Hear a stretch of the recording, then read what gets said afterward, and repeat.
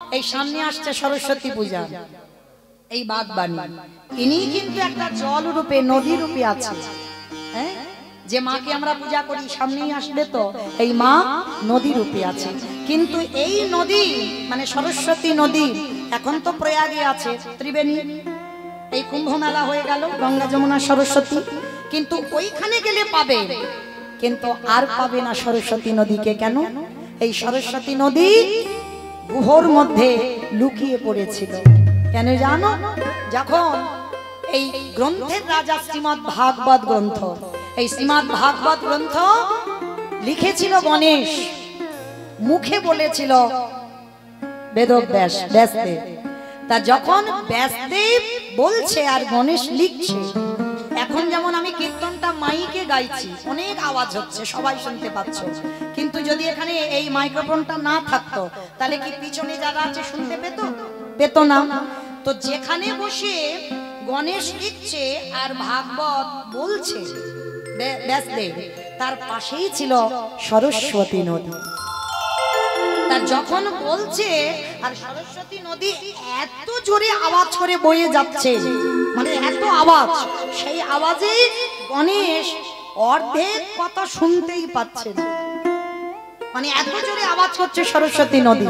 তখনই রেগে গিয়ে বলেছিল ব্যাসদেব, এত বড় স্পর্ধা, আমি আজকের ভাগবত রচনা করছি, গ্রন্থের রাজা ভাগবত, আর তুই কিনা এমন গম্ভীর স্বরে আওয়াজ করতে যাচ্ছিস যে আমার আওয়াজ শুনতে পাচ্ছে না গণেশ, অর্ধেক তো লিখতে পারবে না, যেগুলো শুনতে পাচ্ছে না সেগুলো তো লিখতে পারবে না।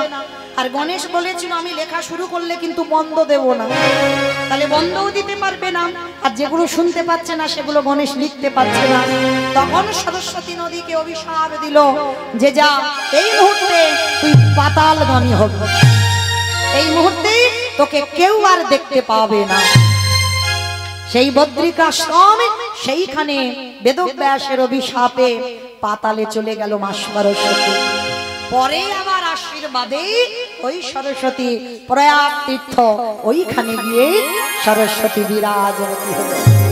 তাহলে এই যেমন বাগবাণীকে সেবা করব, সেই বাগবাণী একটা নদী রূপে সৃষ্টি করেছিল, ওটা আবার গঙ্গা মায়ের অভিশাপ। সে যাই হোক, অনেক কাহিনী আছে। এই সরস্বতী আবার গোলকে আমার ভগবান নারায়ণের স্ত্রী হয়েও ছিল। আগে আমাদের সবাইকে জানতে হবে বাবা, এটা কলিযুগ, আর এই কলিযুগে মা যাগযজ্ঞ নয়, ব্রত পূজা নয়, ধ্যান তপস্যা নয়। কেউ যদি পূজা অর্চনা না করে, মহাপ্রভু বলছে তাতে অসুবিধা না, কেউ যদি যাগযজ্ঞ যদি না করে তাতেও অসুবিধা না, কেউ যদি ব্রত পূজা না করে তাতেও অসুবিধা নাই, কিন্তু কলিযুগের মানুষদের একটা পদ অবলম্বন করতে হবে অবশ্য। সেটা কি? হরির নাম, হরির নাম, হরির নামৈব কেবলম,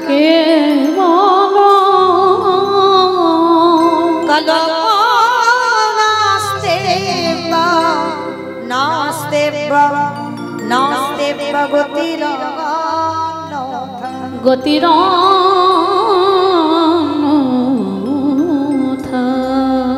কি বললেন? কলিযুগের ভক্তদের হরিনাম ছাড়া কোনো গতি নাই, কোনো গতি নাই, কোনো গতি নাই। আপনারা প্রশ্ন করবেন, মৌমিতা কতদিন ধরে কীর্তন হচ্ছে আমার শঙ্কর দাদা ভাইয়ের বাড়ি? শুধু এখানে কীর্তন নয়, আরো বহু বহু জায়গায় আপনারা কীর্তন শুনতে যান। প্রতিটা কীর্তনিয়া বলো বা যারা ভাগবত পাঠ করতে বসে, প্রত্যেকের মুখে একটাই কথা, বলে হরিনাম শোনো, হরিনাম গাও, একাদশী করো, ভগবানের চরণে তুলসী দাও, ও ভগবান ছাড়া তোমার গতি নাই। ইমা মনে মনে হচ্ছে না? ও সবাই বলে, সব কীর্তনিয়ারা বলে হরিনাম ছাড়া পদ নাই। আচ্ছা, যে জায়গাটা বসেছেন মা, বড় মূল্যবান জায়গা, এই জায়গার থেকে আপনাদের জায়গাটা আগে। যারা এখানে শাস্ত্র জ্ঞানী, যারা তত্ত্ব জ্ঞানী, তারা জানবেন নববিধা ভক্তির মধ্যে আগে আপনাদের জায়গাটা দিয়েছেন শ্রবণ, তারপরে বক্তার জায়গা, আগে ওই জায়গাটা, মানে ওই পরীক্ষিতের জায়গাটা, ওই জায়গাতে বসে মা যদি ঠিক ঠিক শোনার মতো শোনা যায় তাহলে ওখানে বসে কৃপা হয়। আর এইখানে দাঁড়িয়ে যদি ঠিক ঠিক কীর্তন গাওয়ার মতো যদি গাওয়া যায়, এখানে দাঁড়িয়েও কৃপা পাওয়া যায়। তাহলে হচ্ছে না কেন? আমাদের গাওয়া ঠিক হচ্ছে না, শোনা ঠিক হচ্ছে না, তাই কৃপা হচ্ছে। কিন্তু যদি ঠিক ঠিক শোনার মতো শোনা যায়, তাহলে শ্রবণ করেও কৃষ্ণ চরণ লাভ করা যায়, যেটা পরীক্ষিত রাজা বসে পেয়েছিল। কুমার ব্রহ্মচারী প্রভুপাদ ছিল সুখদেব গোস্বামীর চরণে বসে। তাহলে মা ওই জায়গাটা খুব মূল্যবান জায়গা, বসে ভাবতে হবে, অনুভব করতে হবে। শুধু কীর্তনিয়ারা কীর্তন গাইবি আর কানে শুনে শুধু বাড়িতে চলে যাব না। কীর্তন অনুভবের বিষয়, ভাবতে হবে, চিন্তা করতে হবে। এই যে কীর্তনিয়ারা বলছি আমরা হরিনাম ছাড়া গতি নাই, সত্যি কি মা গতি আছে? ভালো করে একটু বিচার করে দেখেন।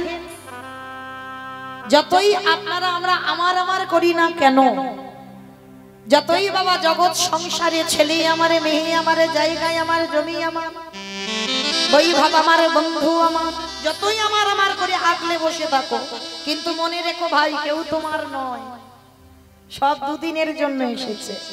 পৃথিবীতে যা কিছু দেখতে পাচ্ছি বাবা, সবকিছু আমাদের অনিত্য বস্তু।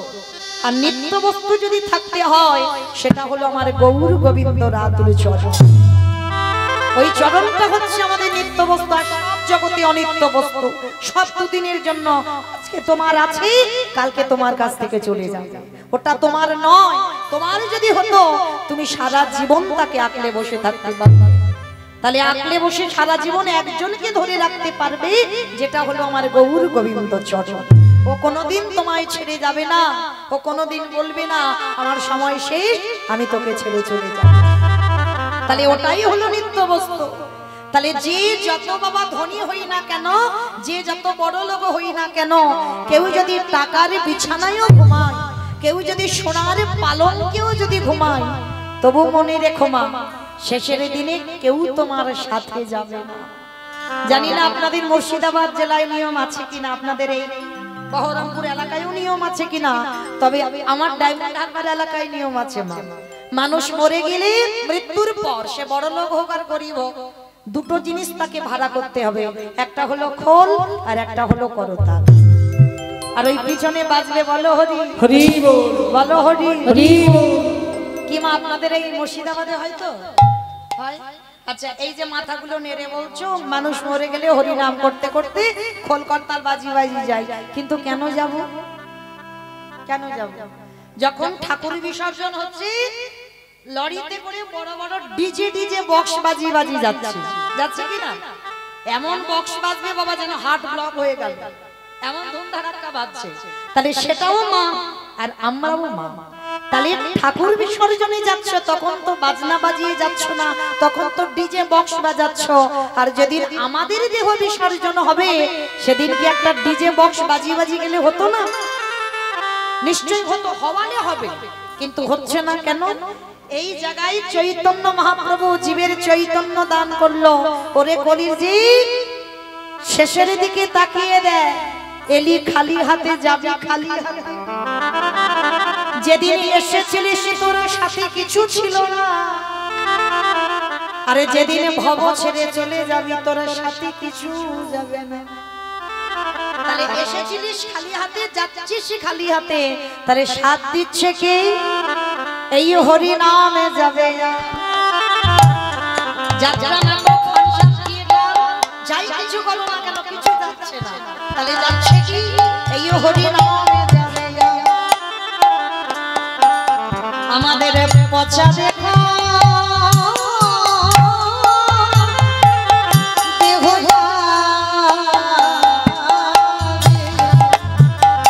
যেদিন তুমি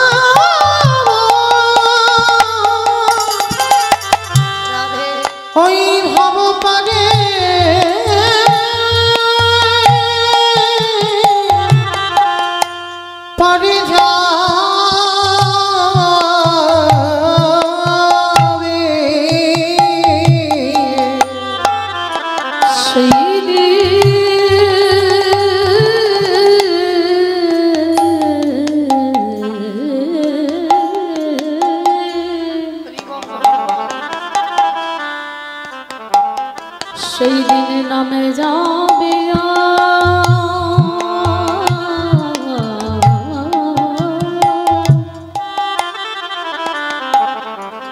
এই পচা দেহ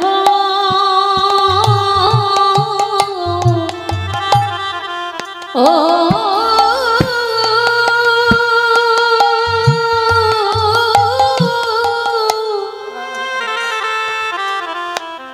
দেহ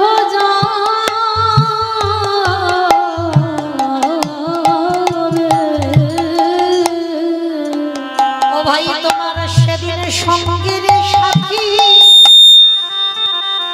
সাথী কেহ থাকবে না যেদিন খাঁচা ছেড়ে প্রাণে পাখি চলে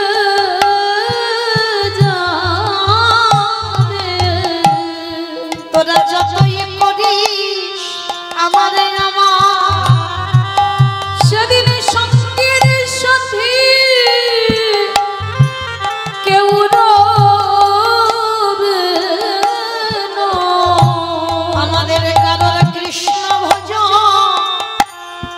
ভজন হলো না কৃষ্ণ বলবো বলি হবে না। দয়ালে আমি বড় অপরাধী আমায় ওই চরণেতে ঠাঁই দাও হে। আমি পারের ঘাটে দাঁড়ায়ে রইলাম এবারে পার পারো হে দয়াল হরি। যেন চরণে ছাড়া করো না দয়া তুমি তো কতপতি তুধারিলে আমার কেশ ধরে টেনে নিও কেবল আমি একা রইলাম পরে। চরণে ছাড়া করো না দয়া তুমি তো পতিতে পাবন নাম ধরেছ তোমার ওই চরণে চরণের আশ্রয় দিও। তো চলেন মায়েরা আজকে আমরা নবদ্বীপের মাটিতে গিয়ে আগে আমার মহাপ্রভুর কথা শ্রবণ করতে হবে মা, তবে আজকে লীলা আস্বাদন হবে।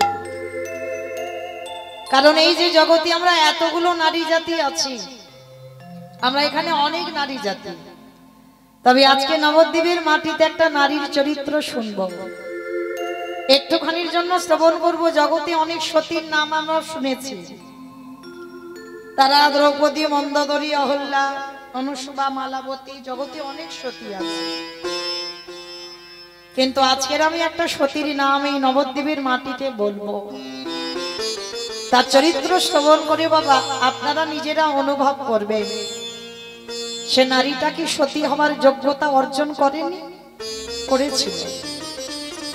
শুধু পঞ্চসতী নয়, জগতে অনেক সতী আছে যাদের কথা আমরা শাস্তি পাচ্ছি না।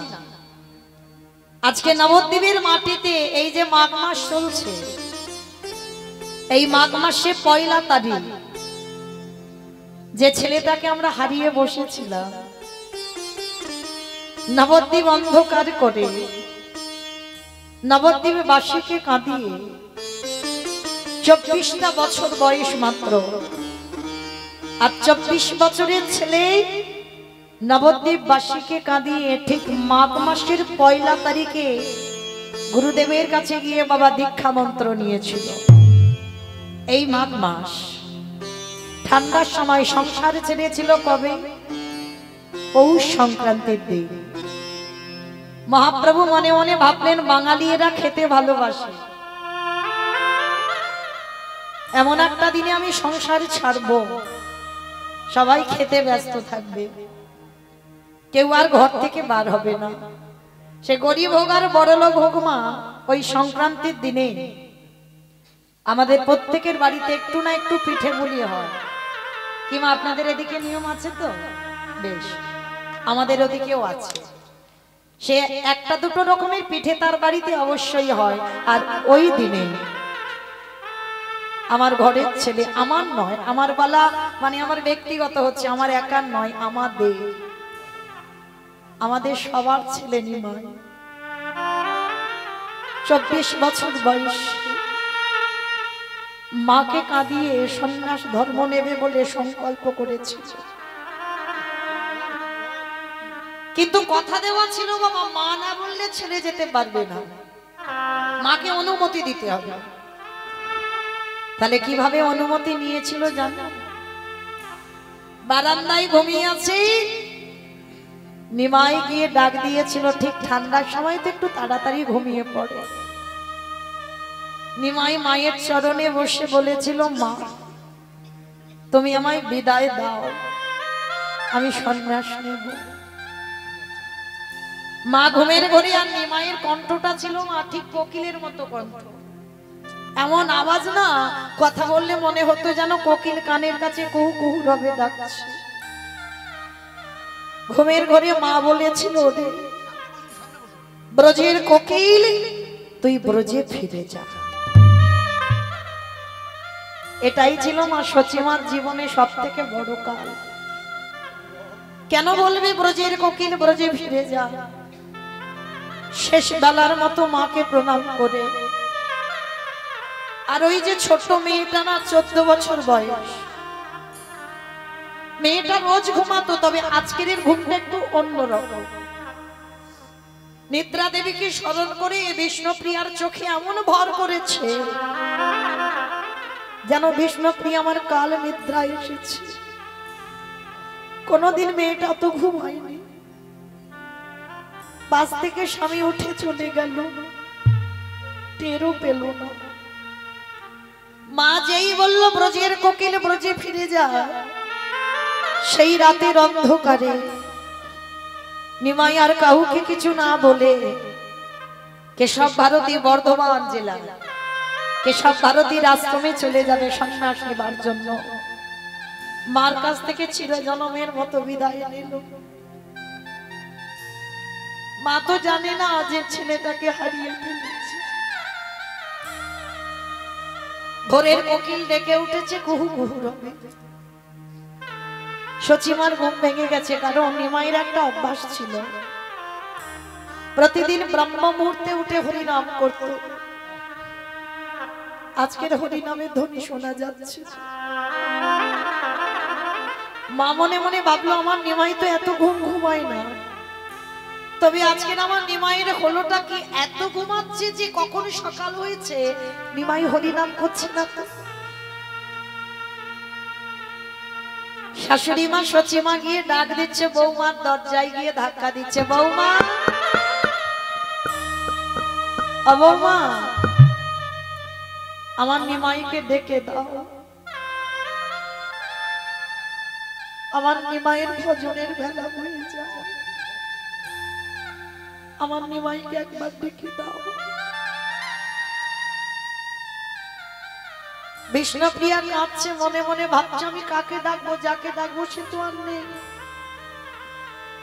বারবার সচিমা বলছে, বৌমা দরজা খোলো, দরজা খোলো, দরজা খোলো। বিষ্ণুপ্রিয়া আর থাকতে পারলো না, দরজাটা খুলে দিয়ে একেবারে শাশুড়ি মার চরণে আছাড় রেখে,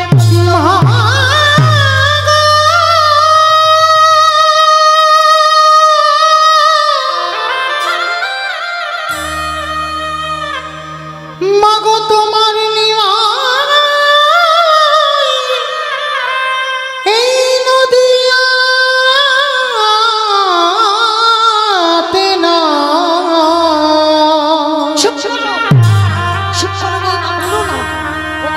সে যে নদী আছে রে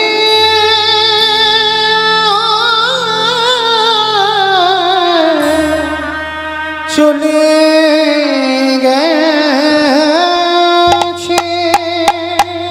আমার নিমাই কখনো যেতে পারে না, আমার নিমাই আমাকে শুয়ে কথা দিয়েছে, আমি না বললে ও যাবে না। বিষ্ণুপ্রিয়া কাঁদতে কাঁদতে বলল, মা গো, তুমি তো বিদায় দিয়েছো তাকে, তুমি বুঝতে পারোনি সে ছলা করে বিদায় নিয়েছে। পাগলিনী হয়ে গেল সচিমা। অমাইরা পাগলিনী হবে না? আমাদের কোল থেকে যদি একটা ছেলে চলে যায় আমাদের কত অভিমান হয়, ভগবানের উপরে কত কটু কথা বলি, ঠাকুর তোমার ডাকবো না, তুমি দেখতে পেলে না আমি বাবা মা বসে আছি, আমার কোলের ছেলেকে কেড়ে নিল, কত অভিমান হয়। আর ভগবানের মার কোলে বসে 8টা মেয়ে প্রথম মারা গেল, বড় ছেলেটা সন্ন্যাসে চলে গেল, যে মেয়েটা স্বামী হারা। বলো তোমার সে কি মা মাছ? কেঁদে কেঁদে আর হৃদয়টা পুড়ে গেছে। নিমাই ছিল যার একমাত্র ভরসা, সেই নিমাইও চিরজনমের মতো চলে গেল, পাগলিনী হয়ে গেল যখনই শুনেছি নিমাই সন্ন্যাসী। যাকে দেখতে পাচ্ছে তাকে ধরে বলছে বলো না, বলো না গো, তোমরা কেউ দেখেছো, তোমরা কেউ দেখেছো আমার ছেলেটা কোন রাস্তা দিয়ে গেছে? ও যে রাত্রিবেলা ঘুমিয়েছিল, আমাকে কথা দিয়েছিল আমাকে ছেড়েও কোনোদিন কোথাও যাবে না, বলো না। আমি যে কাঁদতে কাঁদতে আর কাঁদতে নিমাই রে,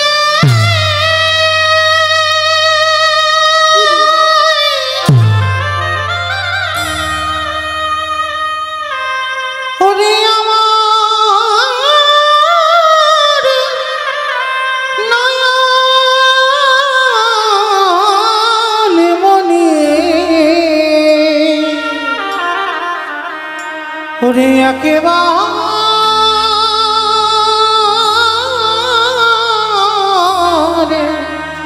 ফিরে আ। যাকে দেখতে পাচ্ছে তাকে ধরে বলছে বলো না, বলো না, তোমরা কেউ দেখেছো আমার ছেলেটাকে? ওকে ছাড়া যে আমি থাকতে পারি না, বলো না। তোমরা কি কেউ জানো না আমার নিমাই কোন পথে যাচ্ছে? হঠাৎ দেখলো সুরধনির তীরে একটা গৌরের মতো ছেলে দাঁড়িয়ে আছে। মা মনে করলো ওটাই বুঝি আমার নিমাই। পিছন থেকে মা আমার আচমকা গিয়ে ডাক দিল নিমা, নিমাই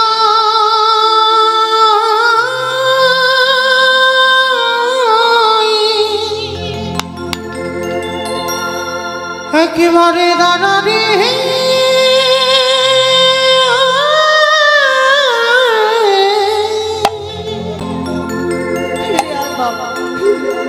একেবারে দেখি বহুত তোমার নিমাই, নিমাই দাদারি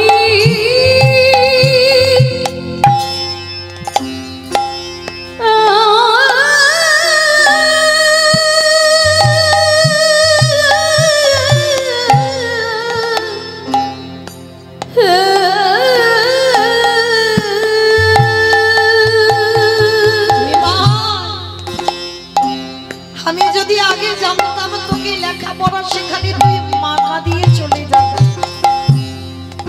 আমি কোনোদিন তোকে লেখাপড়া শিখিয়ে তোকে পণ্ডিত করতাম না বাবা। আগে যদি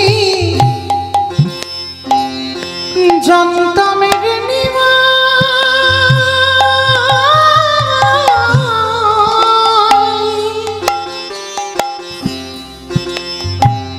যাবে রে ছড়িয়া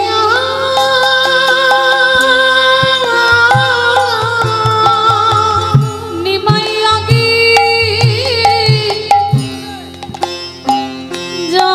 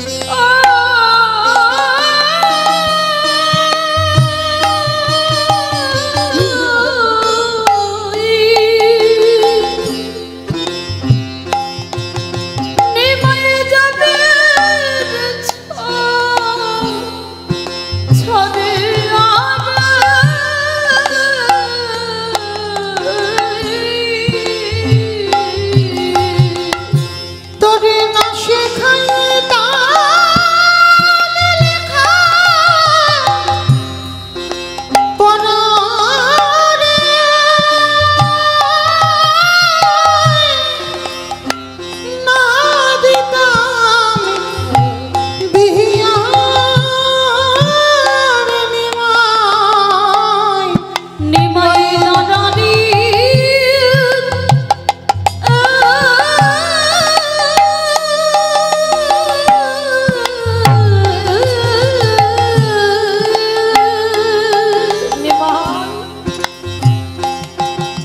একবারও ভেবে দেখলি না বাবা, আমার দশা যদি এমন হয়, ওই যে ছোট্ট মেয়েটা ঘরে কেমন করে পুড়ে পুড়ে ছাই হচ্ছে, ঘরে ফিরে আয় বাবা। বিষ্ণু প্রিয়ারে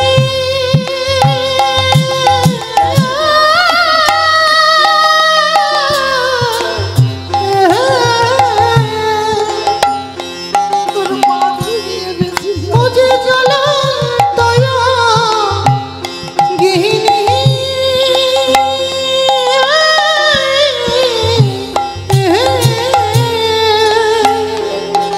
ওদের ঘরে বধূ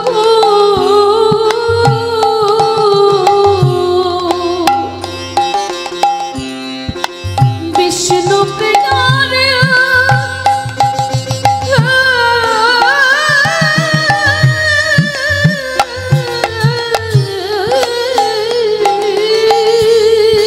ফিরে আয় বাবা, ফিরে আয়। অসে জনন্ত অগ্নি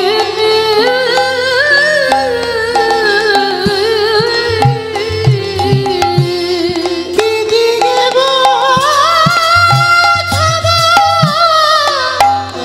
তরে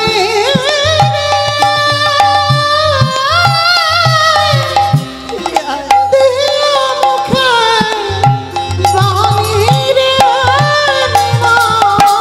নিমাই দাদারি তাই গৌরব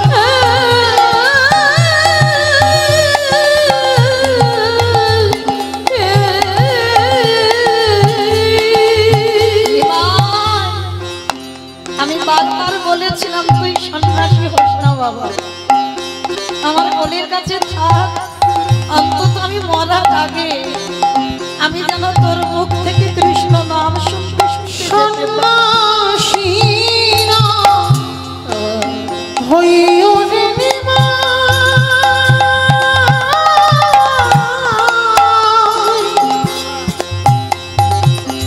ও বাপে বৈরাগ হইয়া ওদের সত্য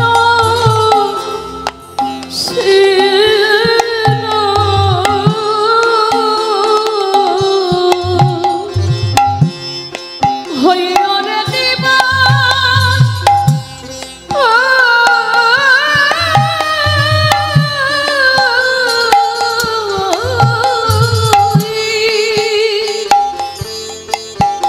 নেমাই বৈরাগ না হইয়া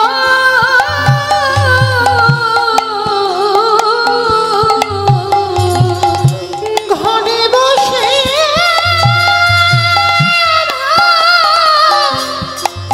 এই আহাগীরে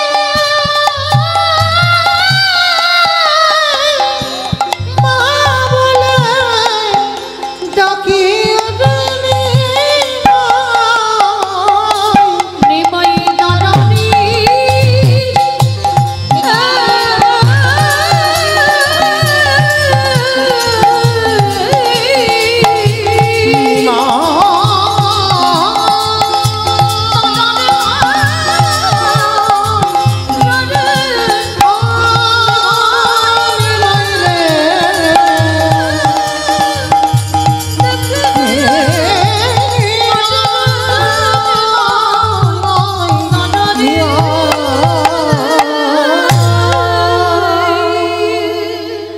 বুঝতে পারলো ওটা নিমাই নয়, নিমাইয়ের মতো দেখতে একজন। রেগে গিয়ে বলে উঠলেন, নিমাই কৃষ্ণ পাবার জন্য ছুটে যাচ্ছিস?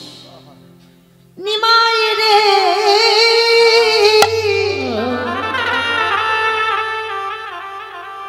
আমি যদি তোর প্রকৃত মা কই, আমি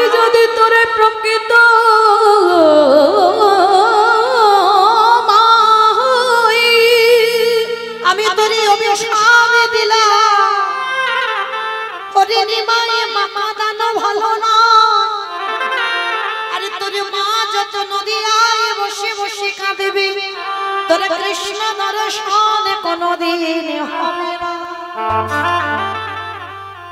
বিশ্বের শ্রেষ্ঠ মালিক ভগবান অন্তর্যামী ভক্তের কথা অনুভব করলো। মা অভিশাপ দিয়েছে কৃষ্ণ দর্শন হবে না। সন্ন্যাসের পর নিমাই এসেছিল, জন্মভিটাতে নয়, শান্তিপুরী অদ্বৈত আচার্যের ঘরে। আর নিতাই চাঁদকে খবর দিয়েছিল, দাদা সারা নবদ্বীপ বাসীকে খবর দিয়ে দাও, তারা যেন সবাই আমার কাছে এসে আমাকে দেখে যায়, কারণ আমি তো সন্ন্যাসী, আমি আর যেতে পারবো না, ওরা যেন আমাকে এসে দেখে যায়। কিন্তু বাবা, মায়ের দশা যদি এমন হয়,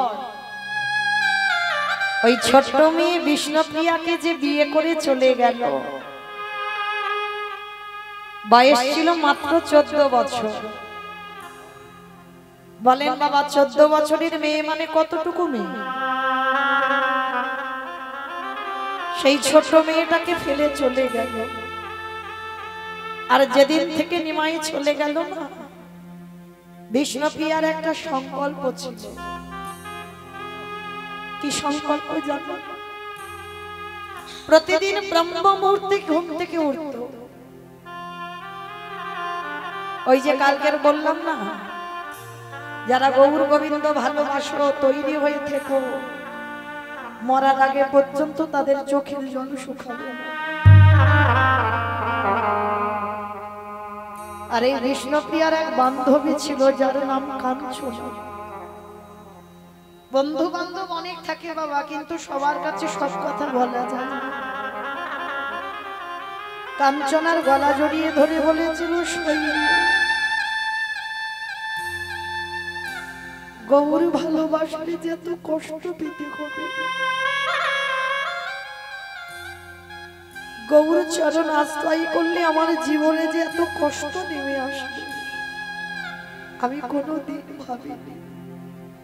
যদি জানতাম, আমি কোনোদিন আমি গৌরকে ভালোবাসতাম না।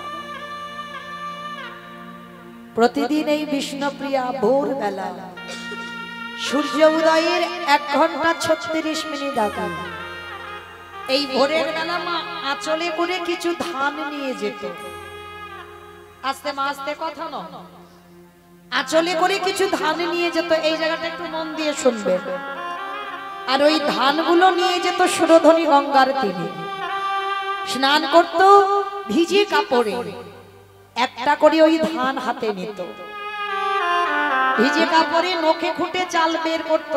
আর ওই একটা করে, যেমন আমরা জপের মালাতে নাম জপ করি, ওই একটা করে ধান থেকে চাল বের করি, আর 16 নাম 32টা অক্ষর, হরে কৃষ্ণ কৃষ্ণ কৃষ্ণ হরে হরে, হরে রাম রাম রাম হরে হরে, 16 নাম 32টা অক্ষর বলে, আর একটা করে ধান থেকে চাল বের করে। কতক্ষণ?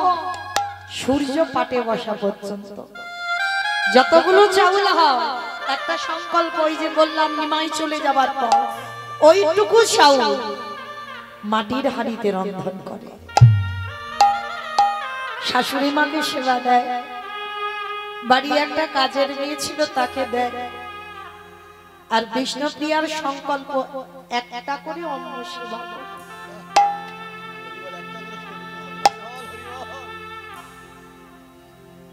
একটা করে অন্ন সেবা করে বেঁচে থাকা যায়। বিষ্ণুপ্রিয়া করেছে। কঙ্কাল সার দেখো, অহর্নিশি হা গৌর প্রাণ গৌর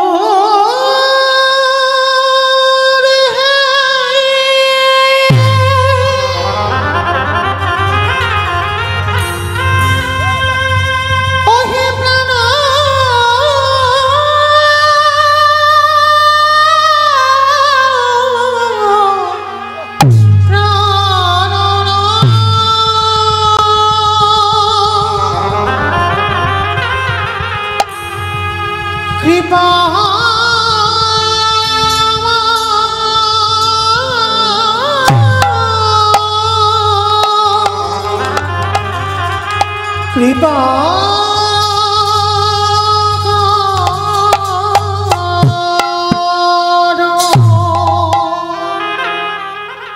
ওইভাবে দিন চলে। কাঁদতে কাঁদতে মেয়েটার প্রতিদিন যদি 24টা ঘন্টা কাঁদে, চোখের দুটো কোণ, চোখের জল তো নোনা জল, একই জায়গা থেকে গড়াতে গড়াতে চোখের দুটো কোণে গর্ত হয়ে গেছে। অনুভব করেন মা, কত কান্না কাঁদলে তবে চোখের কোণে গর্ত পড়ে যায়। গৌরীকে ভালোবাসা অত সোজা নয়, কৃষ্ণ ভালোবাসা অত সোজা নয়। আগে কাঁদতে শিখতে হবে। যে যত বেশি কাঁদতে পারবে কৃপা তত বেশি হবে। বিষ্ণুপ্রিয়া ওই নয়ন জলে বুক ভাসিয়ে কাঁদে, আর ওই সবাই মিলে দেখতে যাচ্ছে বাবা নিমাই এসেছে অদ্বৈত আচার্যের ঘরে। আর সবাই যখন নদিয়া থেকে ছুটতে ছুটতে যাচ্ছে, নিমাই এসেছে গো, নিমাই এসেছে, চলে একবার দেখে আসো। সবাই দেখতে যাচ্ছে, আর কতগুলো মেয়ে বিষ্ণুপ্রিয়ার কাছে গেছে। প্রিয়া, তুই কেমন বিচারিণী হয়েছিস দেখেছিস? আমাদের নিমাই এলো, সবাইকে যেতে বললো, কই তোকে তো যেতে বললো না। মানে যেটা চলতি কথায় বলে বাবা, কাটা ঘায়ে নুনের ছিটে দেওয়া। সবাই কিন্তু জানে বিষ্ণুপ্রিয়া কষ্ট পাচ্ছে, কাঁদছে, কারণ নদিয়া থেকে সবাই যাচ্ছে, সবাইকে বলেছে, কিন্তু বিষ্ণুপ্রিয়াকে কেউ খবর দেয়।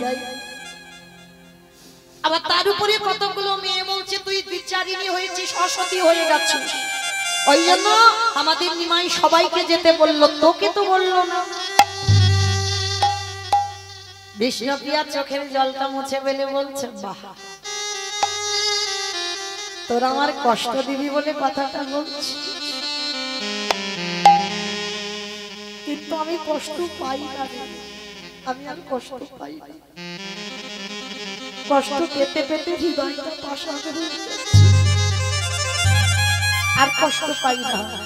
তবে শোন, এই যে আমাকে বলছিস না সবাইকে যেতে বললো, আমাকে যেতে বললো না, কিন্তু একবারও কি তোরা এই কথাটা বলবার আগে ভেবে দেখেছিস যে মানুষটাকে পাবার জন্য জগতে সবাই কাঁদে? ত্রিজগতের মানুষ যে মানুষটাকে পাবার জন্য কাঁদে, আসলে সে মানুষটা কার? এই পৃথিবীতে সেই মানুষটাকে আমার মতো করে কেউ পায় না। তাই তোরা হাজার বলবি, হাজার কষ্ট দিবি, আমি কষ্ট পাবো না, যা তোরা চলে যা। আর তোরা গেলে মনে করছিস আমাকে বললে আমি যেতাম? আমি কখনো যেতাম না। নদিয়া থেকে সবাই যাবে, কিন্তু আমি যাব না। সবাই গিয়েছিল বাবা নিমাইয়ের কাছে, কিন্তু বিষ্ণুপ্রিয়া যায়। নবদ্বীপ অন্ধকার, কোনো লোকজন নেই, একা বিষ্ণুপ্রিয়া ঘরের কোণে। ঠিক সন্ধ্যা হবে, তুলসী তলায় বসেছে,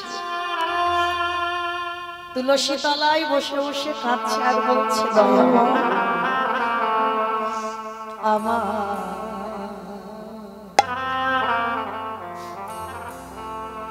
কাঁদিতে কাঁদিতে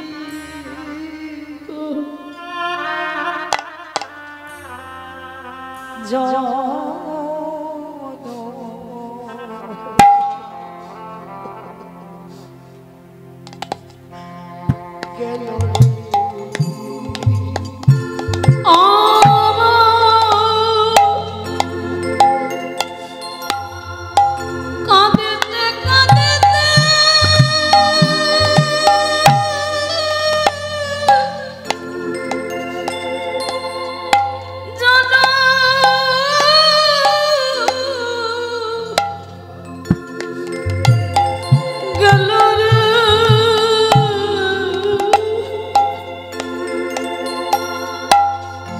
অবিধি লিখিল ভালে কত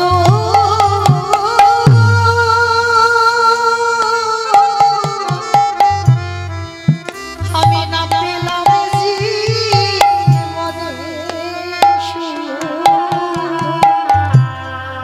বিধি লিখিল ভালে কত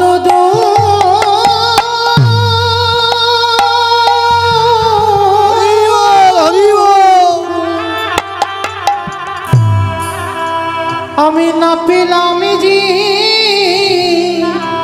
বনে অবিধীরে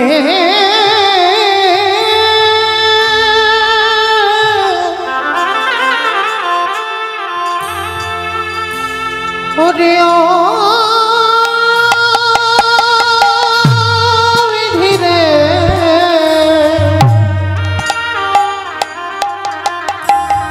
ও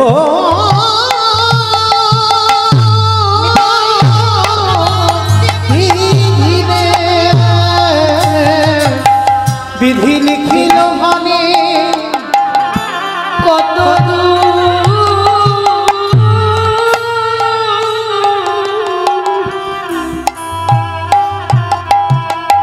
আমি না পেলাম যে বনে ওরে মনে এখন আমি কি বা করি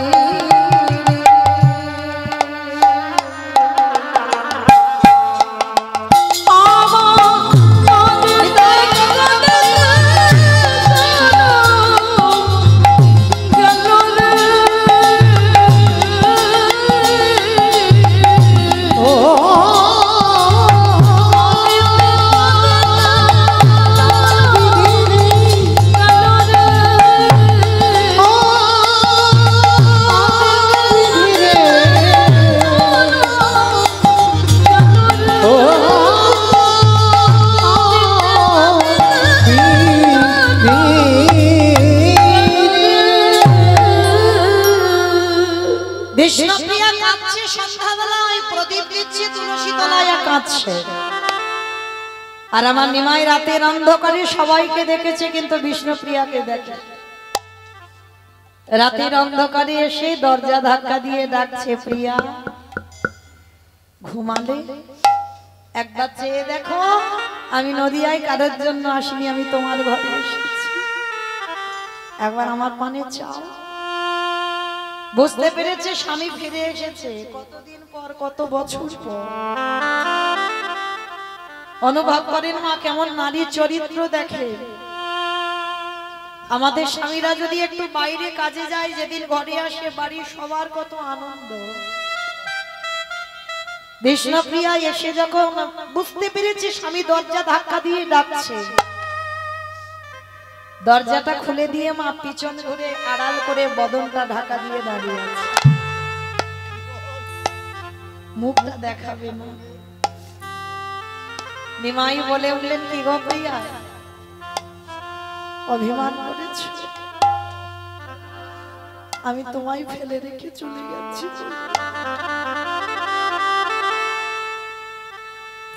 কিন্তু ধর্ম রক্ষার জন্য, এই জগৎবাসীর কল্যাণের জন্য তোমার সন্ন্যাস নিতেই হবে। তুমি অভিমান করো না প্রিয়া, আমি নদিয়ায় কারোর জন্য আসিনি, আমি তোমার জন্য ছুটে এসেছি, একবার আমার পানে চাও। বিষ্ণুপ্রিয়া এত বছর পরে স্বামীকে কাছে পেয়েও আড়াল করে বলে উঠলেন, তুমি ফিরে যাও। কেন এসেছো আমার কাছে? আর তুমি যদি স্বামী 1000-12 ডাকো, আমি একবারও তোমার ডাকে সাড়া দিতে পারি না।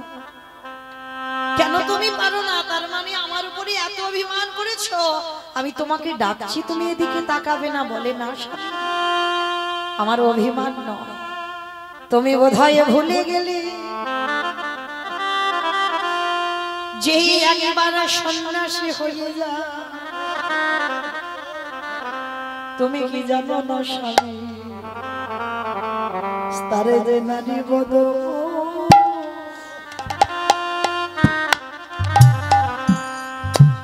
তারে যে স্ত্রী বদন দর্শন,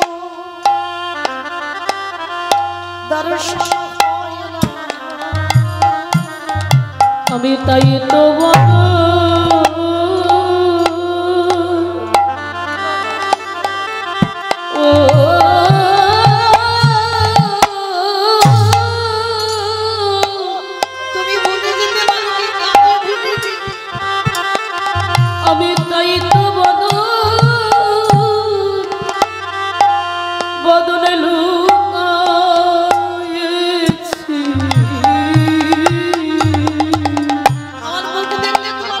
তোমার নারী বদন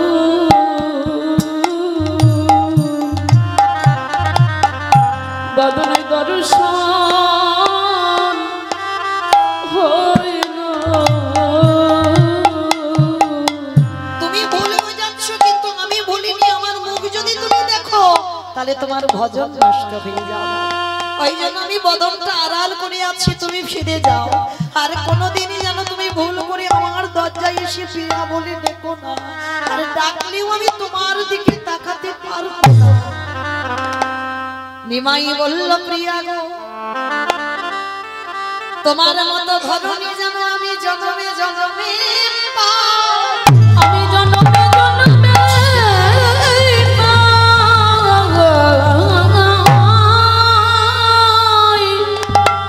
তোমার মতো ধরনী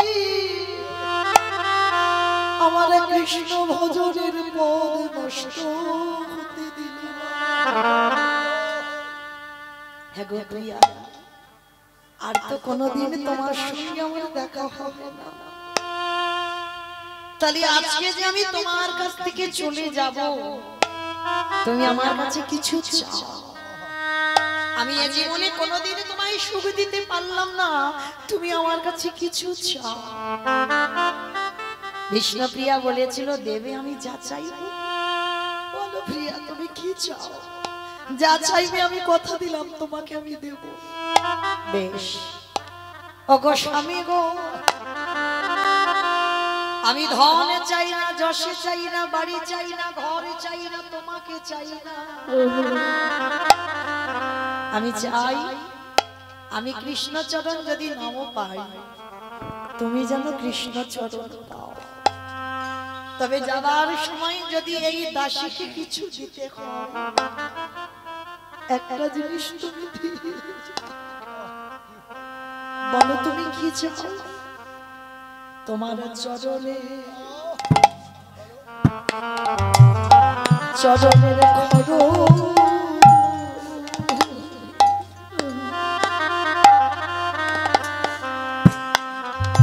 তুমি আমার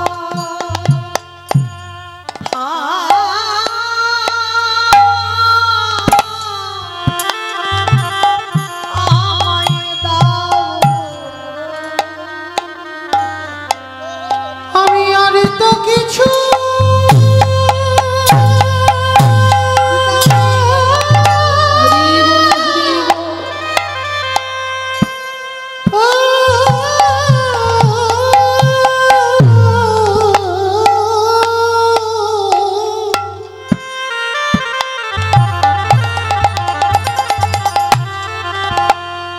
আমি আর তো কিছু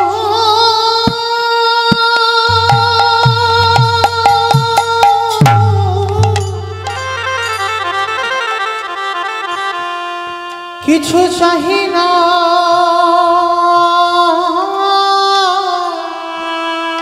স্বামী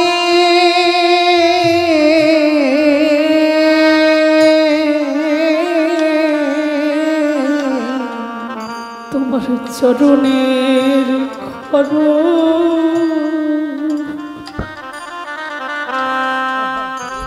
খড় মামা দিও। ওগো প্রিয়া গো, আমি যেন জনমে জনমে তোমার মতো স্ত্রীকে কাছে পাই। তোমার মতো স্ত্রীকে কাছে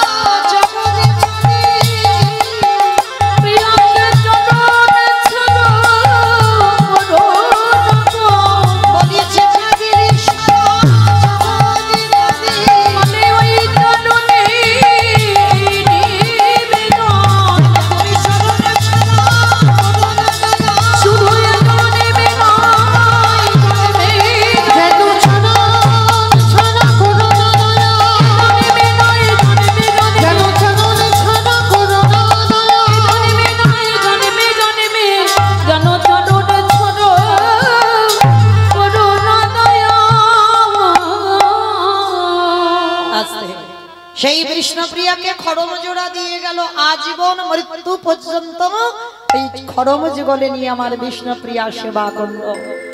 তাহলে নিমাই যাবার সময় বলে গেল, প্রিয়া তোমার মতো স্ত্রী যেন জনমে জনমে আমি পাই। তাহলে আমাদের মতো মেয়েরা মা চাইতে জানি না, তাই কৃপা হয় না। ঠিক ঠিক যদি চাওয়ার মতো চাওয়া যেত, তাহলে বাবা আমাদেরও গৌর গোবিন্দ কৃপা হতো। নিতাই গৌর প্রমাণ। হরি বল হরি বল। তো সেই চৈতন্য মহাপ্রভু আজকে নবদ্বীপের মাটিতে একা একা বাবা কীর্তন করছে না, সাথে কাকে নিয়েছে? আমার নিতাই চাঁদ, দুই ভাই। মানে একা একা হরিনাম বিতরণ করছে না, নিতাই চাঁদকে নিয়েছে। আর নিতাই চাঁদ কি করছে জানো? নিতাই যারে দেখে তাদের বলে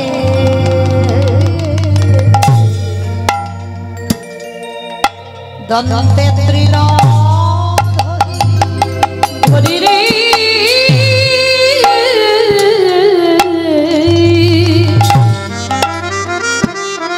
নিতাই জানে রাখি আরে বলে গোদন্তে তৃণ ধরি ধরি রে তোমরা আমারে তোমরা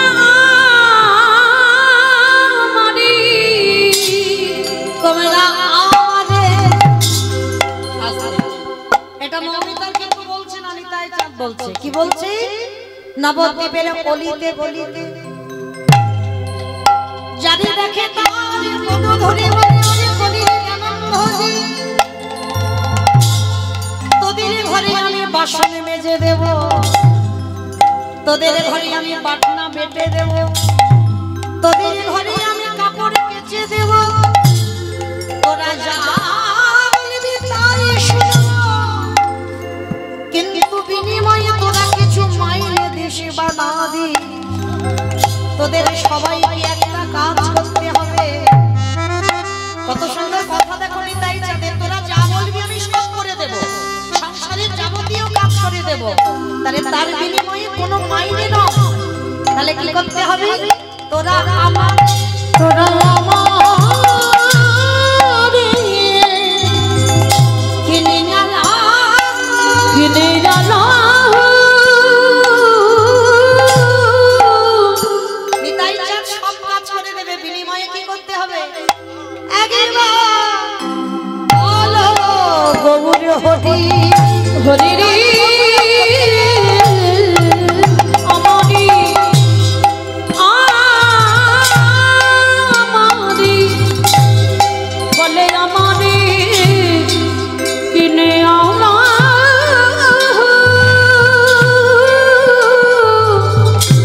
একবারে বলো গৌর হরি রে। আমার এই জায়গাটার নামটা কি গো? জায়গাটার নাম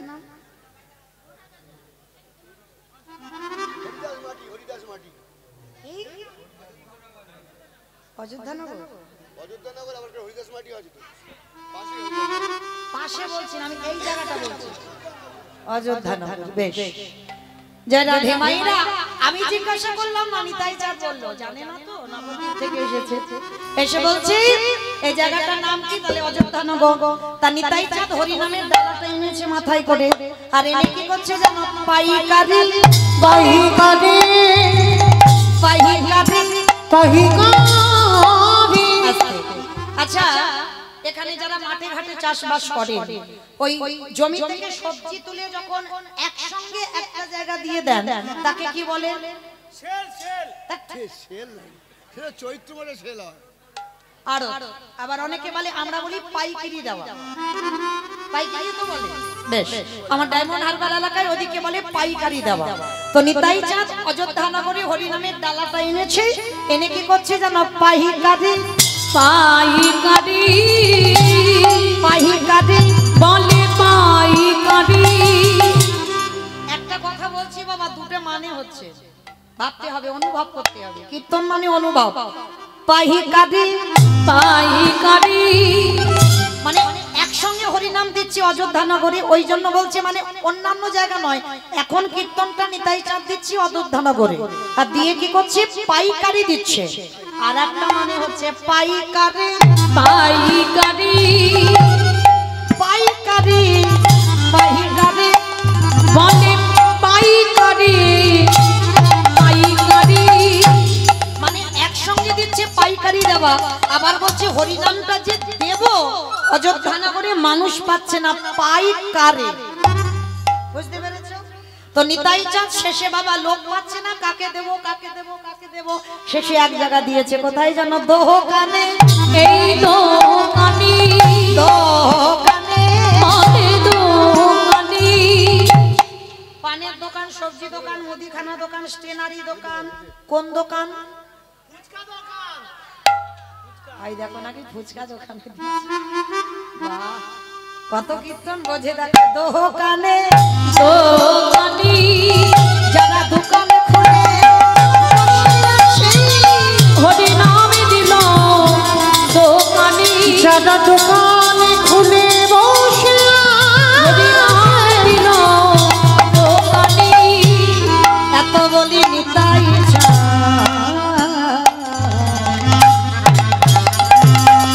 ধমে গড়ি যায় যায় রে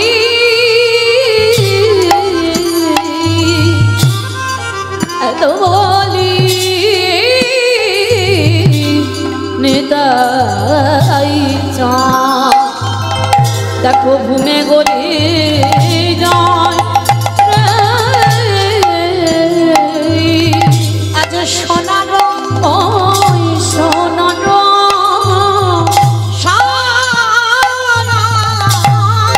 দেখো সোনার পরে বত যেন পরে মতো যেন দেখো ধুলাতে লুটায় রে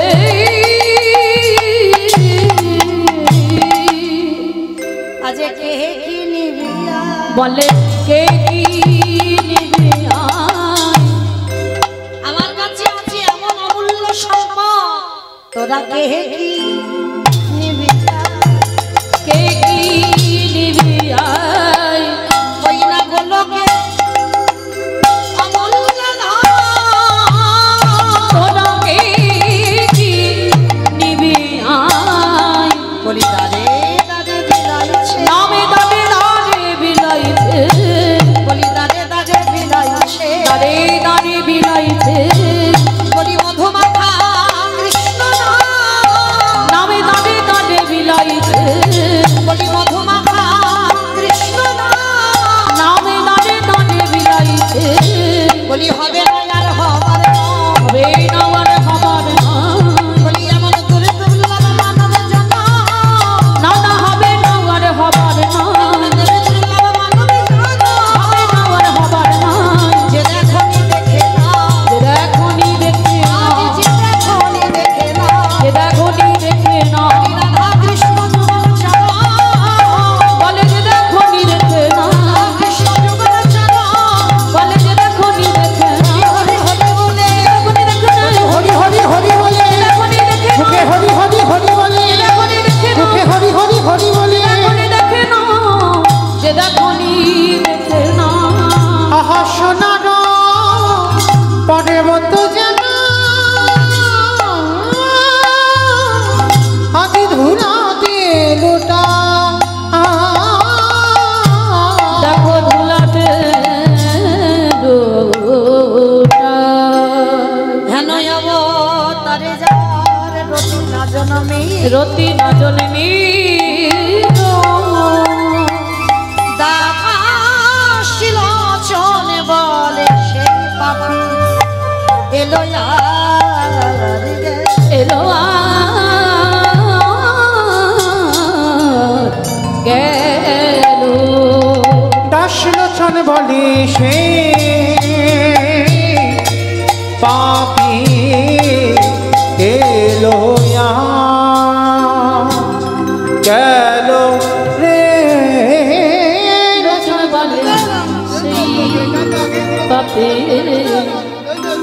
এলো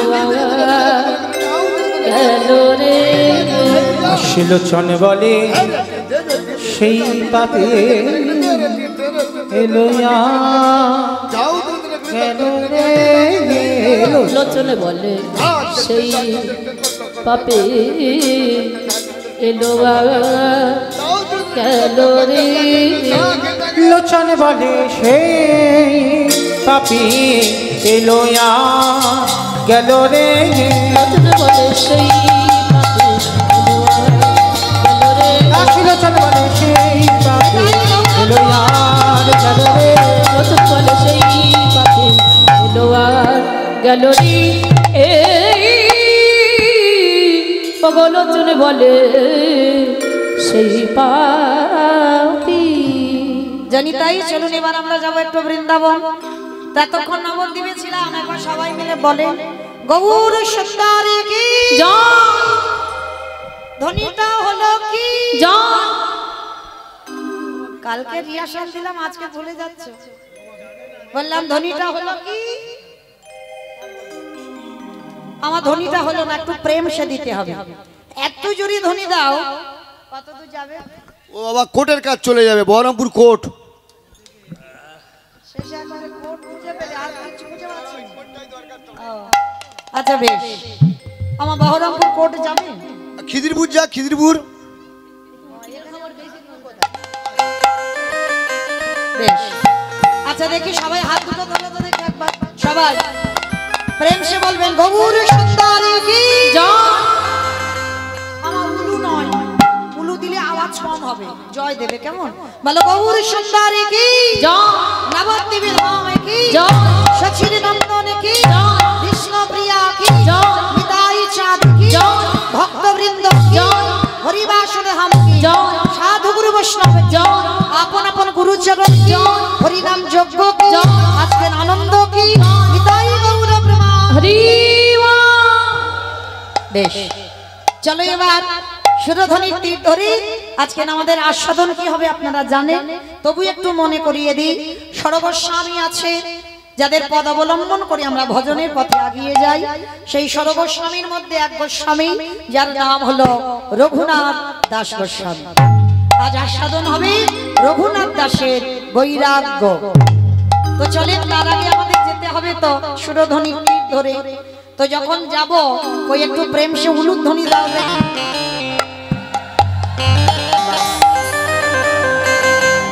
সুরধ্বনির কিনারায় সোনার নুপুর দিয়া পায়ে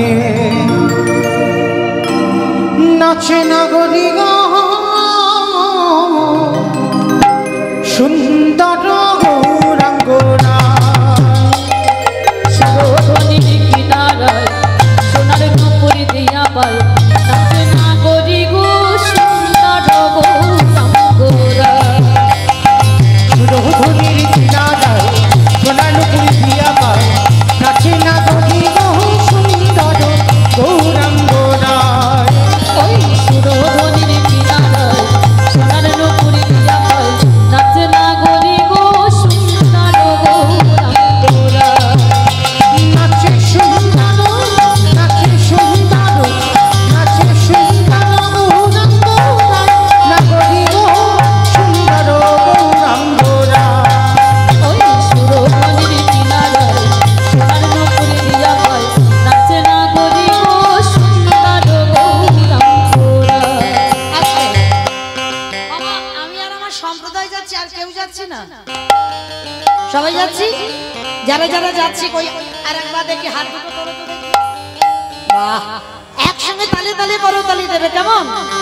সুন্দর কপালে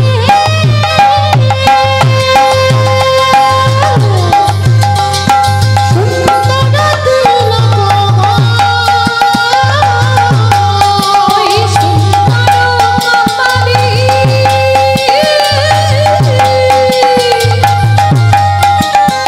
সুন্দর তিলক আহা সুন্দর কপালে